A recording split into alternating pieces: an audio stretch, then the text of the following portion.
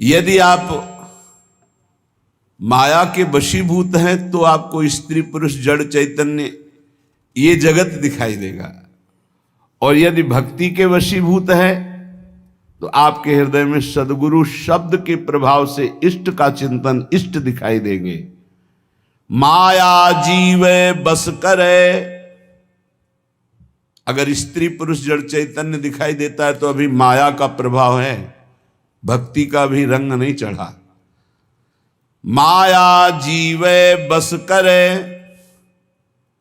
भक्ति करे बस ईश, भेद बतावे भागवत गावे सप्तातीश। गावे सप्तातीश सुने समुझे नहीं प्राणी, झगरी करे मत बाद बाद ही आयु बिहानी। सुत बित बनिता सदन कियो निश्चय निज काया, त्यों क्यों पावे पार परे भगवत की माया। भगवत ऋषिक जी महाराज कह रहे हैं, जब जीव माया के अधीन होता है तो उसको स्त्री प्राण प्रिय, पुत्र प्राण प्रिय, शरीर प्राण प्रिय, मकान प्राण प्रिय, रुपया प्राण प्रिय, ऐसे माया के वशीभूत हुए जीवों को साक्षात सामने भगवत स्वरूप विराजमान पर भी वहां दृष्टि नहीं पड़ती, केवल शरीर पर दृष्टि रहती है, शरीरासक्त रहता है, बाह्य दृष्टि रहती, इसलिए वो प्रभु को नहीं देख पाता है। सारी आयु, पूरे के पूरे श्वासें जो अमूल्य हैं, इन्हीं के बीच में नष्ट कर देता। मेरी पत्नी, मेरा पुत्र, मेरा शरीर, मेरा मित्र, मेरा भाई, मेरा मकान, मेरी संपत्ति, अब ये कर लिया, ये कर लूंगा, अब ये पा लिया, ये पा लूंगा, ये माया। भक्ति करे बस ईश, जब भक्ति का रंग जागृत होगा तो भगवान अधीन हो जाएंगे, उसके अंदर समस्त भागवत गुण आ जाएंगे जो श्रीमद् भागवत में वर्णन किए गए हैं। श्रीमद् भागवत में जो धर्म का स्वरूप 37 लक्षण बताए गए हैं वो उसमें जागृत हो जाते हैं। ये नए नए झगड़े करके, नए नए वाद विवाद करके भक्ति संबंध में भी जो एक दूसरे से द्वेष करते रहते हैं, घृणा करते रहते हैं, ये बेचारे हैं, जानते नहीं हैं एक ही परमात्मा स्वरूप है। जब भक्ति का रंग आता है तो जड़ चेतन जग जीव जत सकल राम मैं जानी, बंदों सबके पद कमल सदा जोरि जुग पानी। इसीलिए बड़े कृपा पात्र हैं जो सुलझा हुआ सत्संग प्राप्त हो जाए, नहीं तो भक्ति भी उलझा देते। अगर शुद्ध भक्ति का बोध नहीं है तो उन वचनों में ऐसी मायाकृत आसक्ति होती कि सामने वाला उलझ जाता है, वो समझ नहीं पाता कि सत्य का मार्ग क्या है। जब सत्य का मार्ग नहीं समझ पाता है तो अपराध बन जाते हैं, अपराध बन जाते हैं तो माया वैसे ही फिर अपना प्रभाव दिखाती रही, कुछ लाभ नहीं मिलता।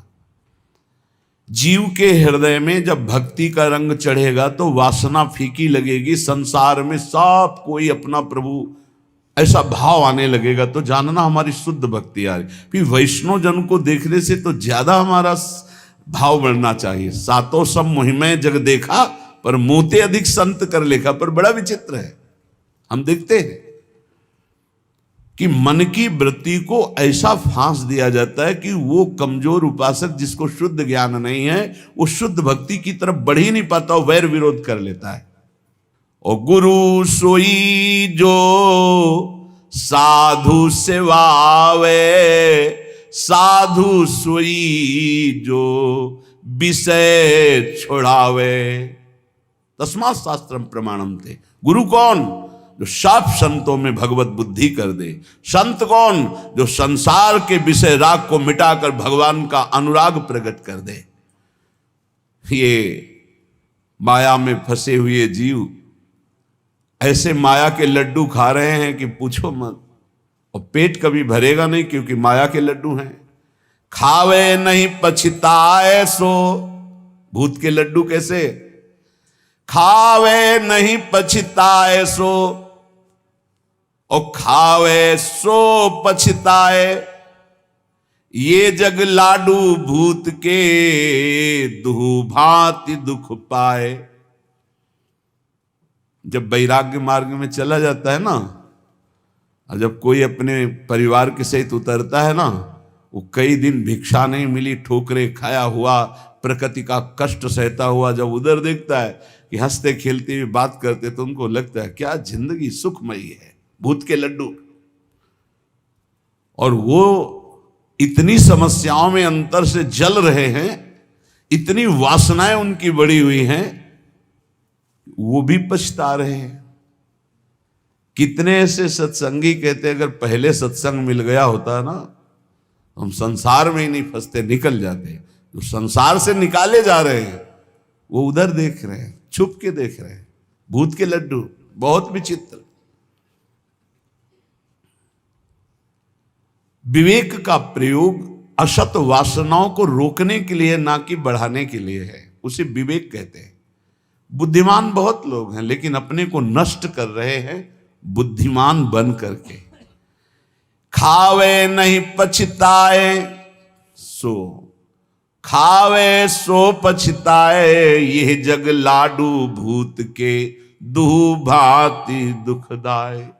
दुहु भांति दुखदाई, खाज ज्यों नखन खुजावत। भोग सुख कितना है? बोले जैसे नई दाद हुई हो। प्रहलाद जी ने भी वर्णन किया है भगवान नरसिंह जी की स्तुति में।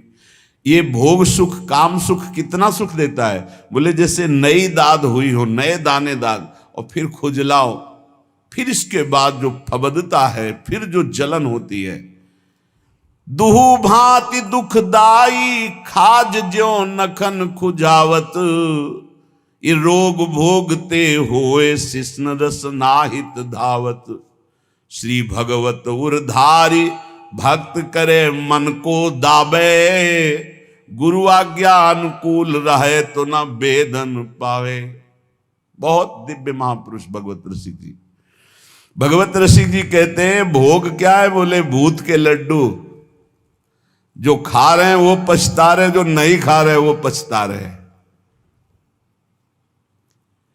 ये जो भोग रहे हैं उनके हृदय से पूछो, रात दिन उसी के चिंतन में जल रहे हैं, श्वासें नष्ट कर रहे हैं, आज तक तृप्ति नहीं, अब ये भोग लूं, इसको भोग लूं, उसको। भगवान बचावे ऐसा नाशवान खेल, ऐसा घृणित खेल, ऐसा धिक्कार युक्त खेल कि दिव्य परमानंद से विमुख कर देता है। जीव को सोच ही नहीं रह जाती कि मुझे भगवत प्राप्ति करनी है।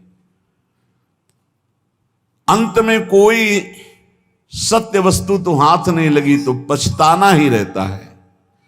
जो नहीं भोगता है वो जब भोगी पुरुषों को देखता है तो लगता है बड़ा सुख है इनके। भगवान आजकल तो और ही कृपा किए हुए हैं, बहुत ही कृपा किए हुए हैं। पहले तो मर्यादा से उठना बैठना चलना होता था, अब तो चलना भी ऐसे हो रहा है कि वस्त्र आदि का धारण करने का जो पूर्व पद्धति, उन पद्धतियों का त्याग, चलने की मर्यादा का त्याग, व्यवहार बड़ा ही अपवित्र और अशुद्ध, और जेब में मोबाइल तो वो अशुद्ध दर्शन, अशुद्ध श्रवण, मन मानी चित्त वृत्ति भाग रही संसार की तरफ। ये जो त्याग के मार्ग में चल रहे हैं और ये जो भोगों का आकर्षण बहुत बड़ा भारी ये माया का दुख है, वो समझ नहीं पाता, बस वही चिंतन बना रहता है। और जो भोग रहे हैं वो और भोगों की लालसा में जल रहे हैं। बोले ये माया के भूत के लड्डू दोनों को दुख दे रहे हैं, जो नहीं भोग रहे हैं उनको भी और जो भोग रहे हैं उनको भी। ये जो नहीं भोग रहे हैं इनको कैसे बचना होगा? बोले ये तन से तो छोड़ रहे हैं, मन से ग्रहण कर रहे हैं, इसलिए इनको दोनों ही दुख होए। रसबल छूटे जो विषय तब ही तो सुख होए। राधा राधा राधा राधा नाम सुधा रसम, ये रसबल है। जब नाम जप करोगे तो घृणा हो जाएगी। कौन सा ऐसा स्थान है जो भगवान के नाम रूप लीला धाम से भी अधिक महत्वशाली है। अरे वमन हो जाए ऐसे घृणित अंग हैं, उल्टी हो जाए ऐसे घृणित अंग, बदबूदार अंग, मलमूत्र के भांड इस शरीर को प्रिय, इस शरीर को प्रिय, इसमें सुख